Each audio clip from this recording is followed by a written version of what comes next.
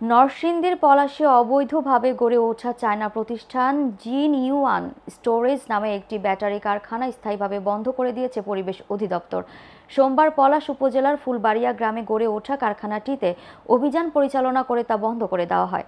পরিবেশ অধিদপ্তরের নির্বাহী ম্যাজিস্ট্রেট আবদুল্লাহ আল মামুন অভিযান পরিচালনা করেন। এ সময় নির্বাহী ম্যাজিস্ট্রেট জানান, ফুলবাড়িয়া গ্রামে অবৈধভাবে গড়ে ওঠা ব্যাটারি কারখানাটি দীর্ঘদিন ধরে এলাকার ফসলি জমি সহ আশেপাশের পরিবেশে ব্যাপক ক্ষতি করে আসছিল, যার কারণে এলাকাবাসী দীর্ঘদিন ধরে ফ্যাক্টরিটি স্থায়ীভাবে বন্ধের জন্য দাবি জানিয়ে আসছে। এছাড়া কারখানাটিতে কোনো পরিবেশের ছাড়পত্র না থাকায় এর বিদ্যুৎ সংযোগ বিচ্ছিন্ন করে স্থায়ীভাবে বন্ধ করে দেওয়া হয়েছে।